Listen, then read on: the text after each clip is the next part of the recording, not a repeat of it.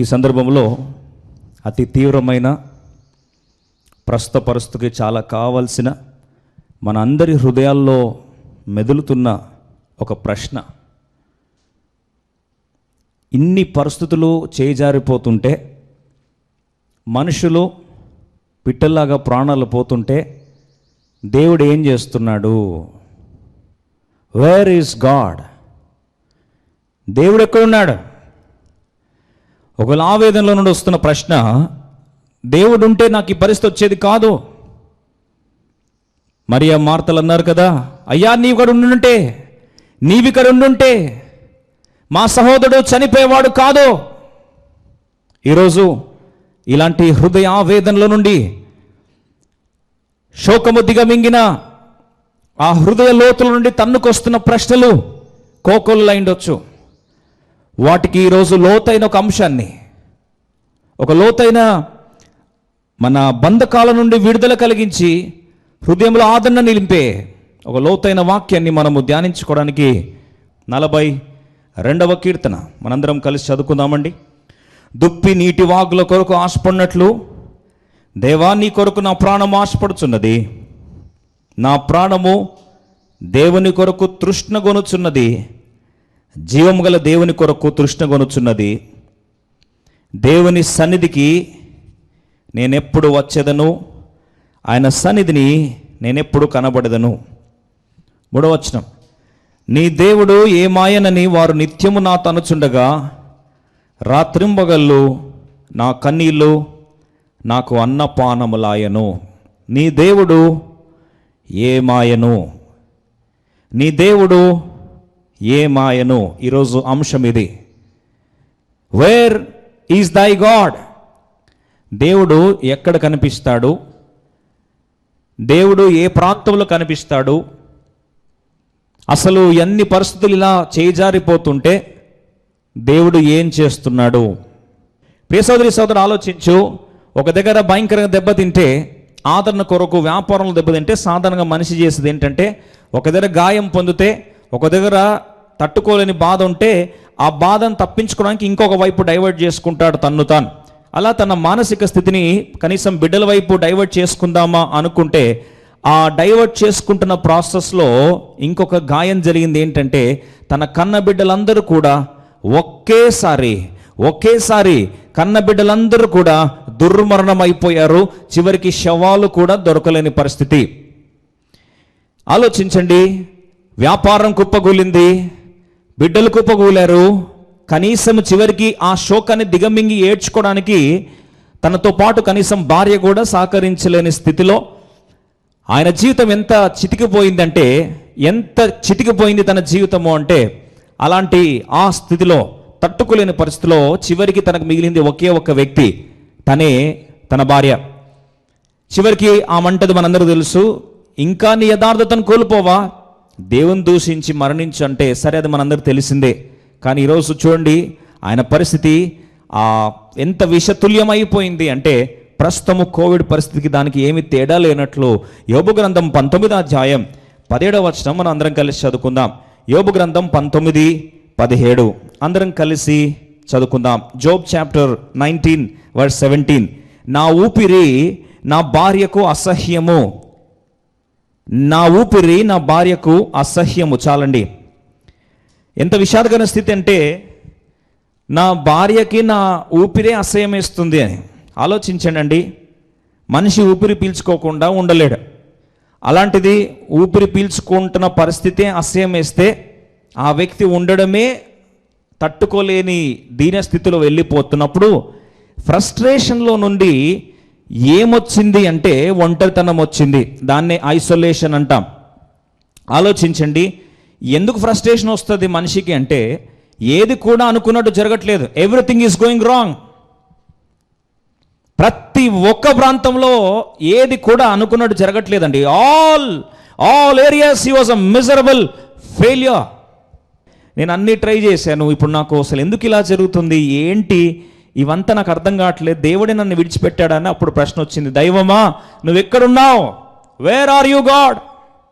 అసలు నువ్వు ఎక్కడున్నావు అని ప్రశ్న వచ్చి వెతుకుతాను, ఎంత దూరమైనా వెతుకుతాను, ఎన్ని కష్టాలైనా పడతాను. ఆ దేవుడు ఎక్కడున్నాడో దొరికితే నాకు చాలు, ఆయన దొరికితే నాకు చాలు, ఆయన దొరికితే నాకు చాలు. ఈరోజు చాలామంది ఇదే ప్రార్థన చేస్తున్నారు. అయ్యా నువ్వు ఓకే, నువ్వే మా దిక్కయ్యా, ఇంకా నువ్వు తప్ప మాకెవరు లేరయ్యా. వాస్తవం, అవును, దేవుడు తప్ప మనకెవరు కూడా దిక్కు లేడు. వాస్తవంగా ఆలోచిస్తే ఈ దేవుణ్ణి వెతకాల్సిన ఈ పరిస్థితిలో అసలు దేవుడు దొరుకుతాడా? బైబిల్లో మనందరికీ బాగా పరిచయమైన వచనమే కదా. అందుకొరకే దుప్పి నీటి వాగుల కొరకు తృష్ణ గొలినట్లు ఆ కీర్తనకాడు అంటాడు, అయ్యా ఈ దుప్పి నీటి వాగులు ఎక్కడ దొరుకుతాయని పరిగెడుతుంది కదా.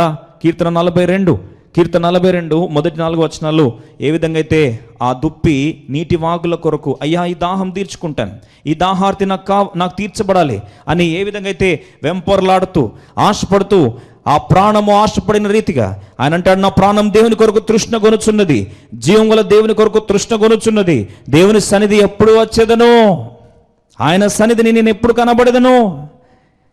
ఎందుకంత తృష్ణ? ఆయనేమో దేవుడు వెతకాలని ఆశపడుతూ దేవుడు కావాలని అది వెతుకుతూ ఉన్నాడు. అయ్యా నా దాహార్తిని తీర్చేది నీవే, అయ్యా నా వేదన తీర్చేది నీవే, నా దిక్కుతోచని పరిస్థితిలో నాకు స్వస్థతనిచ్చేది నీవే, యెహోవా రాఫా అయిన దేవుడు నీవే. వాస్తవమే. మరి ఎక్కడున్నాడు ఈ దేవుడు? ఎక్కడున్నాడు ఈ దేవుడు? ఇప్పుడు చివరికి 3వ వచనం చూస్తే, నీ దేవుడు ఏమైనని వారు నిత్యము నాతో అనుచుండగా వాళ్ళందరూ ఎగుతాలు చేస్తున్నారు, ఏమైంది నీ దేవుడు ఎక్కడున్నాడు అంటున్నారు. రాత్రింబగలు నా కన్నీళ్ళు నాకు అన్నపానం అయిపోయాయి, రాత్రింబగళ్ళు ఏడుస్తా ఉన్నాను ప్రభా, రాత్రింబగళ్ళు ఏడుస్తా ఉన్నాను. 4వ వచనం చూడండి, జన సమూహంతో పండుగ చేయుచున్న సమూహంతో నేను వెళ్ళిన సంగతిని, ఒకప్పుడు ఎంత కలిసి ఉన్నాం, ఎవడెంత సంతోషంగా ఉన్నాం, సంతోషం కలిగి స్తోత్రం చెల్లించున్న దేవుని మందిరం వారు నడిపించిన సంగతి జ్ఞాపకం చేసుకునగా నా ప్రాణం నాలో కరిగిపోతా ఉంది ప్రభా, నా వల్ల కావట్లేదయ్యా, నా వల్ల కావట్లేదు. ఇలా ఎప్పుడు నువ్వు కనిపిస్తావు? అందరు ప్రశ్న అడుగుతున్నారయ్యా, నువ్వు ఎక్కడ దొరుకుతావు అని వేదన పడుచున్నానని ఈయన బాధ అంతటిని వెళ్ళగక్కేశాడు.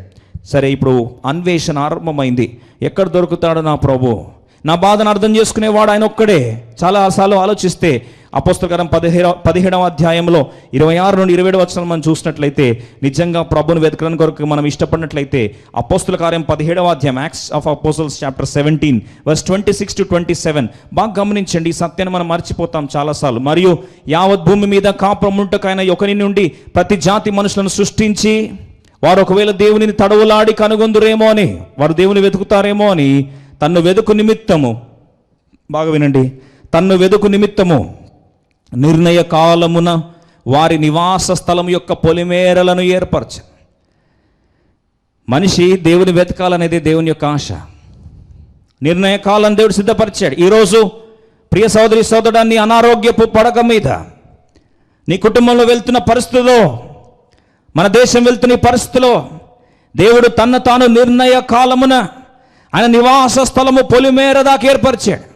ఈ పొలిమేరలు నీతో మాట్లాడాలని, దర్శించాలని, సమకూర్చాలని, తను తాను బయలుపరచుకోవాలని ఆశతో ఎదురు చూస్తున్నాడు. మరి మనం ఏం చేయాలి? అక్కడ బైబిల్ రాసుంచి, ఆయన మనలో ఎవరికి దూరముగా ఉండువాడు కాడు. ఆయన దూరంగా ఉండే దేవుడు కాదు. కానీ ఎక్కడ దొరుకుతాడు ఇప్పుడు? ఆ దేవుడు ఎక్కడ దొరుకుతాడు? విశ్వాసముతో, ఆశతో, ప్రయాసపడి వెంపర్లాడుతూ పరుగులు తీస్తూ ఉన్నారు వీళ్ళు. అయ్యా ఎక్కడ దొరుకుతావయ్యా అంటే, అపోస్తల కార్యములు ఎంత స్పష్టంగా రాస్తుంది, ఆయన అందరికి దూరంగా ఉండే దేవుడు కాదు. తను వెతుకు నిమిత్తము నిర్ణయ కాలమును వారి నివాస స్థలం యొక్క పొలిమేరలకు ఇంటి దాకా తీసుకొచ్చాడు, మరణ పడక దాకా తీసుకొచ్చాడు. ఇంకో మాట చెప్పాలంటే, తన్ను తాను బయలుపరచుకోవడానికి నువ్వు వెతుకుతున్నావే ఈ దేవుడు ఎక్కడ దొరుకుతాడని కలుసుకోవడానికి కొరకే తీసుకొచ్చాడు. ఈ సెకండ్ వేవ్ని తీసుకొచ్చి ఈ COVID-19 విలయ తాండం ఆడుతున్నట్లు చేసి తను తాను ఒక్కసారి తను తాను బయలుపరచుకోవాలని, నూతన రీతిలో బయలుపరచుకోవాలని ఆశపడుతున్నాడే. ఇవన్నీ మాటలు అపోస్తుల కార్యంలో మనం చూస్తున్నట్లయితే అందుకొరకే బైబిల్ స్పష్టంగా రాస్తుంది. హెబ్రీ 11:6లో నిజంగా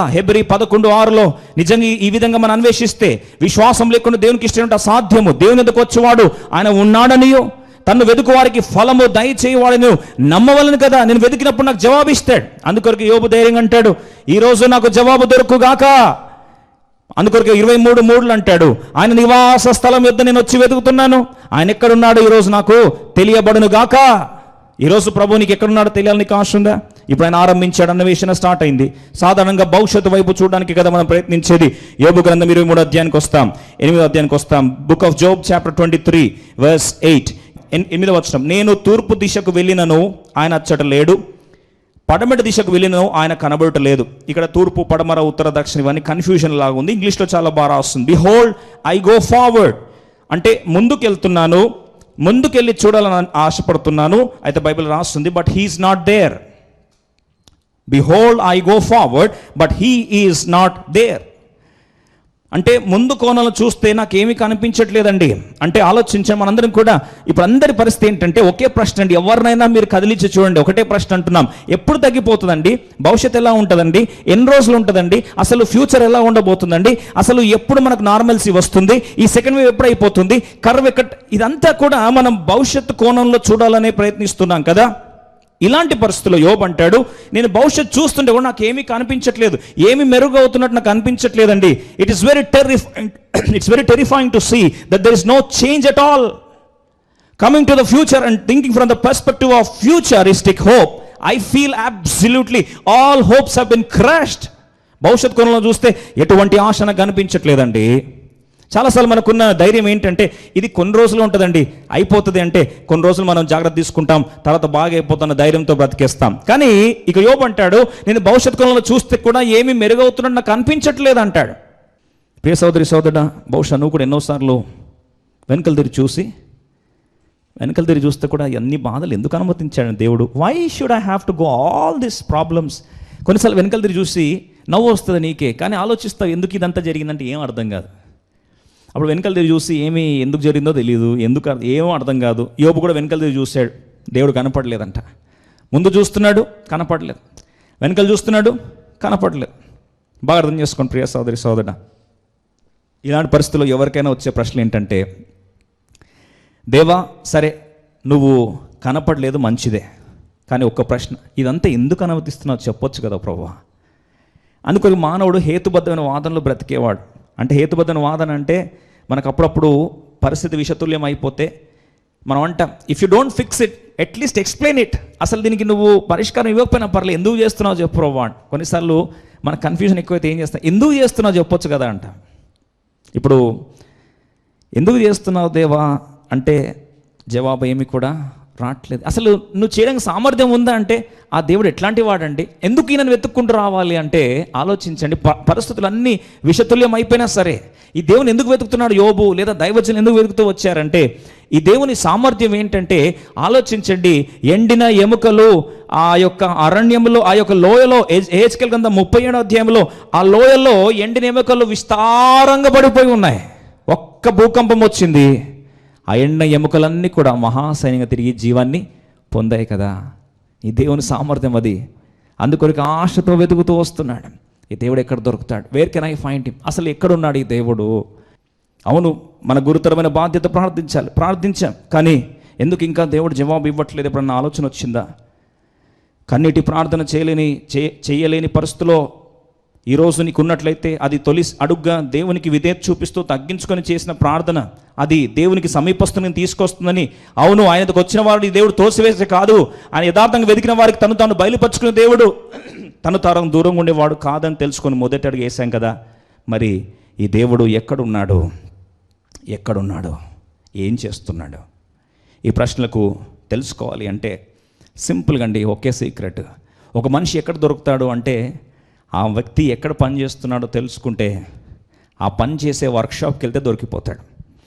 ఇప్పుడు ఇంట్లో లేడంటే ఒక వ్యక్తి ఎక్కడ ఉంటాడండి? ఆఫీస్కి వెళ్ళి ఉంటాడు, పని చేసే ప్రాంతంలో దొరుకుతాడంట కదా. పని చేస్తున్న వ్యక్తి అయితే పని చేసే ప్రాంతంలో దొరుకుతాడు కదా. ఇప్పుడు ఒక వ్యక్తిని వెతుకుతున్నప్పుడు ఎక్కడ పడితే అక్కడ గాలికి వెతికే కంటే ఆయన ఎక్కడ పని చేస్తున్నాడో ఆ ప్రాంతానికి వెళ్తే దొరికిపోతాడు. ఇప్పుడు లాస్ట్కి యోబు భక్తునికి ఒక క్లూ దొరికింది. ఏంటి ఆ క్లూ? అద్భుతమైన సత్యం. ఈరోజు మన జీవితాలు మార్చే అద్భుతమైన ఆలోచన. యోబు గ్రంథం 23వ అధ్యాయం, రండి పాయింట్కి వస్తాం. యోబు గ్రంథం 23వ అధ్యాయం అందరం కలిసి 9వ వచనం కలిసి చదువుకుందాం. 9వ వచనం, ఆయన పనులు జరిగించు ఉత్తర దిశకు పోయినను ఆయనకు కానవచ్చుట లేదు, దక్షిణ దిశకు ఆయన ముఖము త్రిప్పుకొని ఉన్నాడు. ఉత్తర దిశకు అంటే ఇంగ్లీష్ బైబిల్లో రాస్తుంది క్లియర్గా, క్లారిటీ కొరకు, ఆన్ ద లెఫ్ట్ హ్యాండ్. బాగా గమనించండి, ఈరోజు ఈ అంశం లోతుకి వెళ్తున్నాం. On the left hand where he works, ఆయన పని చేసేది లెఫ్ట్ హ్యాండ్ ఏరియాలో, ఎడమ చేతి ప్రాంతములో, ఎడమ భాగములో ఆయన పనిచేస్తాడు. But I cannot behold him. ఇక్కడ నేను ఇంతకు ముందేమో ఐ కెనాట్ పర్సీవ్ హిమ్ అంటున్నాడు, హీఈస్ నాట్ దేర్ అన్నాడు. ముందెళ్తేమో లేడు. రెండోదేమో వెనకలు తిరిగి చూస్తే నాకు అర్థం కావట్లేదు అన్నాడు. 3వ వచనం అంటాడు, 9వ వచనం అంటాడు, on the left hand he works. నాకు ఇప్పుడు దొరికింది, ఆయన ఎక్కడ పని చేస్తున్నాడు నాకు తెలిసిపోయింది. ఎక్కడ పని చేస్తున్నాడు? ఎడమ భాగము వైపు ఆయన పని చేస్తున్నాడు. అయితే నాకు కనిపించడం లేదు. I cannot be hold him. ఉన్నాడు అక్కడ, పని చేస్తున్నాడు. పని చేస్తున్న వ్యక్తి అక్కడ లేనిది ఎలా పని చేస్తాడు? లాజికల్గా ఆలోచించండి. ఆ ఎడమ వైపు ఆయన పని చేస్తున్నాడని యోబు కేటగారికల్ స్టేట్మెంట్ ఇస్తే, దాని తర్వాత అంటాడు on the left hand where he doth work but I cannot be hold him. ఆయన పని చేస్తున్నాడు కానీ నాకు కనిపించడం లేదు. చాలాసార్లు అర్థం చేసుకోండి. ఆయన పని చేస్తున్నాడు కానీ కనిపించట్లేదు లెఫ్ట్ సైడ్లో, కానీ రైట్ సైడ్లో ఏం చేస్తున్నాడండి? దాచుకున్నాడు. ఒక అద్భుతమైన సత్యాన్ని తెలుసుకుంటే ఈరోజు మనం పడుతున్న బాధలు, వేదనలు, ప్రశ్నలకు ఒకే జవాబు. ఎడమవైపు ఆయన కార్యము చేస్తున్నాడు. He's working on the left side. వెంటనే మన ప్రశ్న వస్తుంది, దేవుడు ఎప్పుడు కుడివైపు కదండి. ఆ కుడివైపు అని చెప్తున్న దేవుడు సడన్గా ఈరోజు లెఫ్ట్ సైడ్ ఎందుకు పని చేస్తున్నాడని, మీరు కొత్త బోధ ఎందుకు చేస్తున్నారని కొన్ని ప్రశ్నలు రావచ్చు. అయితే ఈరోజు దాని లోతుగా అర్థం చేసుకోవడానికి కొరకు ఒక మాట చెప్పి ముందుకు వెళ్ళాలని ఆశపడతా ఉన్నా. ఇప్పుడు గమనించండి, ఆక్సిజన్ సిలిండర్ బహుశా మీలో చాలామంది పెట్టుకున్న అనుభవం ఉండొచ్చు. ఆక్సిజన్ సిలిండర్ పెడుతున్నప్పుడు ఆక్సిజన్ కనిపించదండి, పేషెంట్లు ఎక్కుతుందా లేదా అని. అయితే దాని కొరకు వాటర్ని పెడతారు, దాంట్లో బబుల్స్ వస్తూ ఉంటాయి. బాగా గమనించండి, ఆక్సిజన్ కనిపించడం లేదు కాబట్టి పని చేస్తుంది, అది ఆక్సిజన్ పని చేస్తుంది కాబట్టి మనిషి బ్రతికాడు. అయితే ఆక్సిజన్ వెళ్ళేది మాత్రము నీళ్ళుంటే తప్ప కనిపించట్లేదు. ఓకే, ఎందుకు మనం నీటి సహాయాన్ని వాడతామంటే లేకపోతే పేషెంట్ ప్రాణం ఉందో పోయింది కూడా తెలియదు మనకు.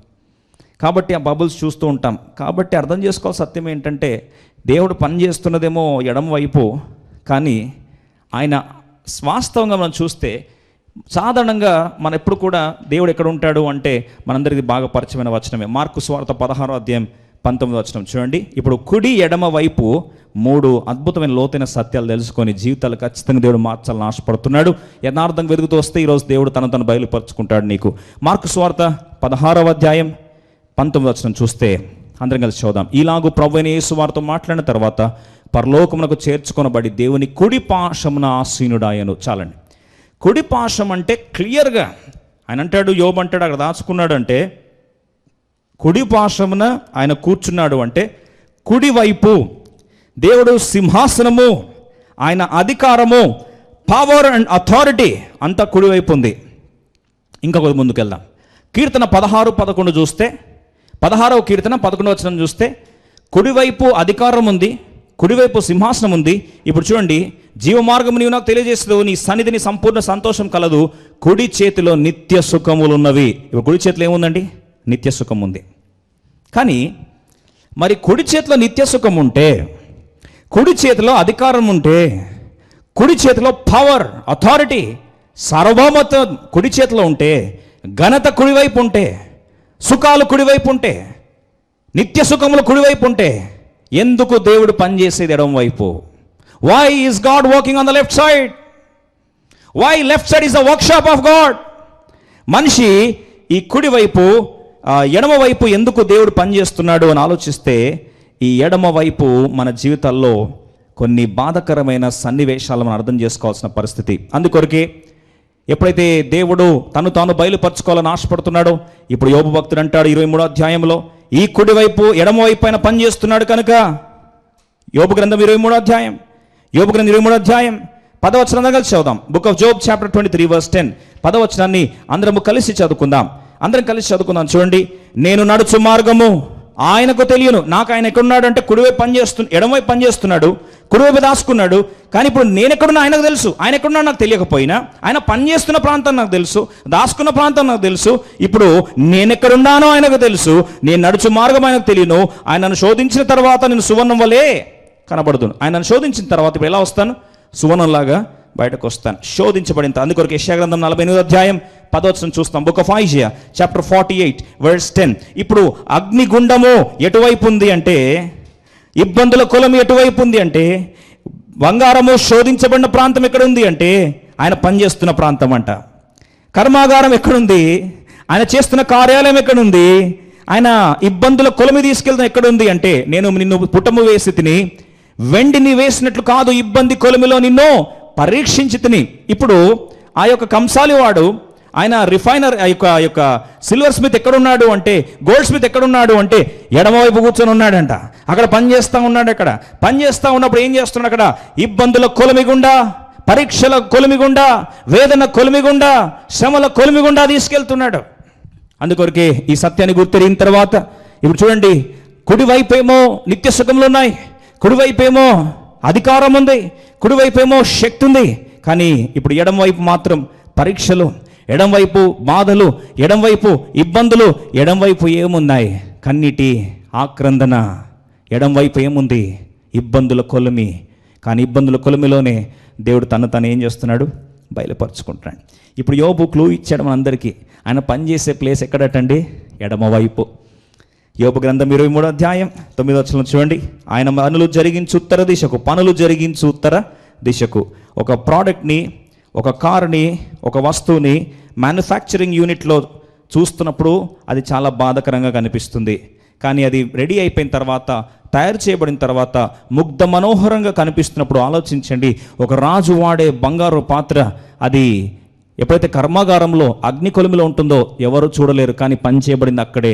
అది తయారు చేయబడి సిద్ధపడిన తర్వాత తీసుకొచ్చి ఎప్పుడైతే రాజు చేతిలో పెడితే, రాజు తాగుతూ ఉన్నప్పుడు అందరూ చూసి ఎంత ముగ్ధ మనోహరంగా ఉంది, ఎంత గంభీరంగా ఉంది, బంగారు ఎలా పొదిగారు, ఇంత స్వచ్ఛ స్వర్ణం ఎలా వచ్చింది అంటే అగ్ని పరీక్షల ద్వారా స్వర్ణము స్వచ్ఛత పొందినట్లుగా మన విశ్వాసం కూడా పరీక్షల గుండా వెళ్ళినదై దేవుని యొక్క మహిమ, మెప్పు, ఘనతకు పాత్రులుగా దేవుడు మనం సిద్ధపరచడానికి కుడివైపు గుండా, లెఫ్ట్ సైడ్ గుండా, తన ఆ యొక్క వర్క్షాప్ గుండా దేవుడు తీసుకెళ్తున్న సత్యాన్ని యోబు అర్థం చేసుకున్నాడు. షడ్రక్ మెషక్ అబేద్నెగోలు అయితే ఆ ప్రాంతంలోనే దేవుని ఏం చేశారు? చూడ్డానికి తెగించారు. అందుకొరకే అదృశ్యమైన దేవుణ్ణి దృశ్యమైన ఆటంకాలు దాటి చూడడమే విశ్వాసం. మళ్ళొకసారి చెప్తున్నాను, విశ్వాసం అంటే looking at the invisible God through the visible distractions is called faith. మళ్ళొకసారి అర్థం కావడం గురించి చెప్తున్నాను. అదృశ్యమైన దేవుణ్ణి దృశ్యమైన అవరోధాలు, ఆటంకాలను దాటి, దృశ్యమైన ఆధారాలను దాటి, జ్ఞానేంద్రియాలకు కనిపించే ఈ ఆధారాలను దాటి అదృశ్యమైన దేవుని చూడడమే విశ్వాసం. ఆ పరీక్ష జరిగేది ఎక్కడండి? ఎడమవైపు. ఇప్పుడు రెండో వ్యక్తిని మీకు చూపించాలని ఆశపడతా ఉన్నాను. యోబు న్యాయాధిపతులు 3వ అధ్యాయం.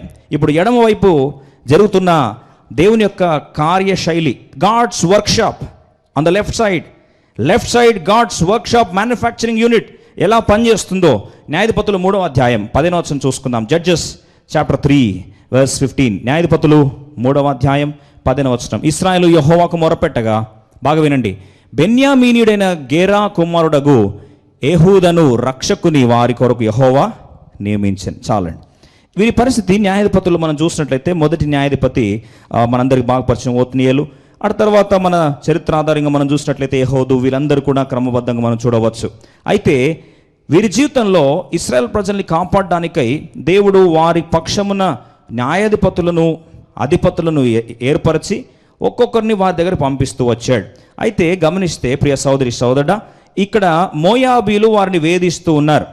ఎప్పుడైతే మోయాబీలు ఎగ్లోన్ రాజు వారిని వేధిస్తూ ఉన్నాడో, ఆ వేధిస్తున్న సందర్భంలో బాగా స్పష్టంగా ఆలోచిస్తే అప్పుడు దేవుడు వారిని విడిపించడానికి ఒక కుడివైపు కార్యాన్ని దేవుడు చేయడానికి ఇష్టపడ్డాడు. God wanted to perform something great on the left side using a man from the left handed man. అందరం కలిసి న్యాయాధిపతులు 3వ అధ్యాయం 10వ వచనం కలిసి చదువుకుందాం. ఇశ్రాయేలీయులు యెహోవాకు మొర్రపెట్టగా, బెన్యామీనీయుడైన గేరా కుమారుడు యెహూదను రక్షకుని వారి కొరకు యెహోవా నియమించెను. అయితే 2 మాటలు గుర్తిస్తాం. మొదటిది బెన్యామీనీయుడు, హీ ఈజ్ ఎ బెంజమైట్. బాగా వినండి, బెంజమైట్ ఏ గోత్రికుడు అండి? బెన్యామీను గోత్రికుడు. రెండవది, అతడు ఎడమ చేతి పనివాడు. అతని చేతను ఇశ్రాయేలు మోయాబు రాజుని ఎగ్లోనుకు కప్పము పంపగా. చాలండి. ఇక్కడ గమనిస్తే మోయాబులు రాజుని ఎదుర్కోవడానికి, మోయాబుల నుంచి విడుదల పొందించడానికి దేవుడు ఏర్పరచుకున్న పాత్ర ఎవరు అంటే మనందరికి బాగా పరిచయం యెహూదు. అయితే ఈ యెహూదు 2 లక్షణాలు ఉన్నాయండి. ఈ 2 సత్యాలు మనం అర్థం చేసుకోవాలి. మొదటిది ఏంటంటే, ఆయన ఎవరు అని ఆలోచిస్తే ఆయన పేరు రాస్తుంది. ఆయన ఏ గోత్రికుడు అంటండి? బెన్యామీను గోత్రికుడు. బెన్యామీను అంటే అర్థం ఏంటి? బాగా అర్థం చేసుకుంటే దాన్ని ఒకసారి చరిత్రకి వెళ్దాం. ఎప్పుడైతే యాకోబు తన ప్రియురాలైన రాహేలు ఆఖరిగా యోసేపును కనిన పిమ్మట ఆఖరి కుమారుని కనబోతున్న పరిస్థితి బెత్లెహేం ప్రాంతం దాకా వచ్చేసింది. ఆ ప్రాంతంలో తన ప్రాణాలు పోతున్న పరిస్థితి. అయితే కానుపు సమయం వచ్చింది. ఆదికాండం 31 అధ్యాయం 17-18 వచనాలు చూస్తాం. Genesis chapter 31 verse 17 and 18. Genesis chapter 31 verse 17 and 18. ఇప్పుడు ఆ రాహేలు ఎప్పుడైతే బయలుదేరి ఆ ప్రాంతానికి వచ్చిందో తను ప్రసవ వేదన పొందుతూ ఉంది. ఇప్పుడు 18 వచనం చూడండి. 18వ వచనం, జెనసిస్ 31:18.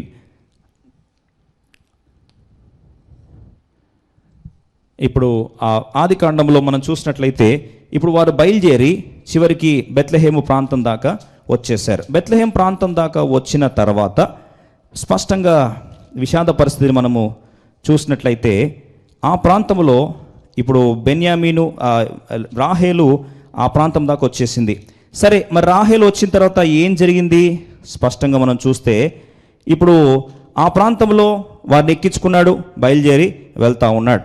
సరే, బయలుదేరి వెళ్తూ ఉన్నాడు, మనందరికీ తెలుసు. అటు తర్వాత ఆయన జీవితంలో దేవుడు అనుమతించిన పరిస్థితి. ఆది కాండము 35వ అధ్యాయానికి వస్తాం. జెనసిస్ చాప్టర్ 35 35కి వచ్చి 17-18 కలిసి చదువుకుందామండి. Genesis chapter 35 verse 18 and 19. ఆది కాండం 35వ అధ్యాయం 18 వచనం చదువుదాం. ఆమె మృతి పొందెను, ప్రాణము పోవుచుండగా ఆమె అతని పేరు బెనోని అనెను, అతని తండ్రి అతనికి బెన్యామీను అను పేరు పెట్టెను. చాలండి, బాగా వినండి. ఇప్పుడు రాహేలు చనిపోతున్నప్పుడు అప్పుడు రాహేలుకి ఆ యొక్క ప్రసవ వేదన పొందున్న సందర్భంలో కుమారుడు పుట్టాడు. కుమారుడు పుట్టితే వాళ్ళు అన్నారు, అమ్మా కుమారుడు పుట్టాడు నీకు అని చెప్పే లోపల వార్తిని కొన్ని నిమిషాల్లోనే ఆ తల్లి ప్రాణాలు కోల్పోతున్న పరిస్థితి. ఆలోచించండి, ఒకే హాస్పిటల్లో బిడ్డ పుట్టాడు, కొడుకు పుట్టాడు, అమ్మ చచ్చిపోయింది. అయితే అమ్మ చచ్చిపోతే ఏం పేరు పెట్టింది తెలుసా అండి? బెనోని అని పెట్టింది. బెనోని అంటే అర్థం ఏంటండి? శోకపు కుమారుడు. శోకపు కుమారుడు లేదా బాధ, నొప్పి, గాయము అనుమతించిన కుమారుడు. Son of pain, son of sorrow అని పేరు పెట్టింది, బెనోని అని. ఎందుకండి? అవును, ఆ కుమారుడు వచ్చాడు బయటికి, తల్లి చచ్చిపోయింది అంటారు కదండి కొన్నిసార్లు. ఏమి లెగ్గరా బాబు అంది. వాడు వచ్చాడు, వాళ్ళ అమ్మ చచ్చిపోయింది, వాళ్ళ నాన్న చచ్చిపోయాడు, ఏమో వాడి పరిస్థితి అంట. ఇప్పుడు ఈ కుమారుడు బయటకు వచ్చాడు, అమ్మ ఏమైందండి? చచ్చిపోయింది. అయితే అప్పుడు పేరు పెట్టేసింది బెనోని అని. అయితే ఆ బెనోనిని మార్చడానికి బాగా వినండి, గాయాన్ని, నొప్పిని, శోకాన్ని ఇప్పుడు మార్చేయాలి. పేరు మార్చేశాడు. ఆదికాండం 35:18. అతని తండ్రి అతనికి బెన్యామీను అను పేరు పెట్టెను. ఏం చేసిందండి? తండ్రి ఏం చేశాడు? బెన్యామీను అని పేరు పెట్టేశాడు. బెనోని అని అమ్మ పెడితే శోకపు పుత్రుడు వీడు, బాధకు పుత్రుడు వీడు, గాయానికి ప్రతీక మిగిలాడు వీడంటే వెంటనే వాళ్ళ నాన్న ఏం చేశాడంటే, లేదు నాన్నతో వచ్చన్నారు, నీ ప్రేమించిన భార్య చనిపోయింది, కొడుకు పుట్టాడు, బెనోని అని పేరు పెట్టింది అంటే వెంటనే వచ్చి అన్నాడు, బెనోని కాదు బెన్యామీన్ అని పెట్టండి. ఎందుకంటే కుడి చేతి కుమారుడు. కుడి చెయ్యి అంటే స్టోరీ మారిపోవాలి. ఎందుకు మారిపోవాలి? కుడి చేతిలో ఏముంది? కీర్తన 16:11. నీ కుడి చేతిలో నిత్య సుఖములు కలవు. కన్నీరు కొద్దిసేపు ఉందా? కన్నీరు ఎడం వైపు ఉందా? శోకం ఎడం వైపు ఉందా?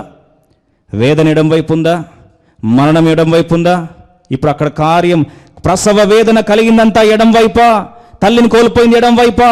ఈ లెఫ్ట్ సైడ్లో ఇంత బాధ ఉంది, ఇంత అవమానం ఉంది, ఇంత వేదన ఉంది, కంట శోష ఉంది, చివరికి తల్లి మరణించిన వేదన ఉంది, శోకాన్ని దిగమింగిన ప్రాంతం ఉంది. బిడ్డకి బెనోని అనే ప్రాంతము గాయపు పుత్రుడు, శోకపుత్రుడు, దుఃఖపుత్రుడు అని పేరు పెట్టారు కదా. స్టోరీ మారాలి అంటే ఈ లెఫ్ట్ సైడ్ నుంచి ఎక్కడ తీసుకురావాలి? రైట్ సైడ్ తీసుకురావాలి. తీసుకొస్తే son of the right hand ఏముంది అక్కడ? నిత్య సుఖములు. కుడి చేతిలో నిత్య సుఖములున్నాయి. స్టోరీ మారుస్తా అని ఎవరు మార్చారండి? మనిషి ఒక యాకోబు తండ్రి గుర్తుపెట్టి అన్నాడు, కొడుకు స్టోరీ మారాలి అంటే పేరు మారుస్తా, ఎడం వైపు నుండి ఎక్కడ తీసుకొస్తా? కుడివైపు తీసుకొస్తా.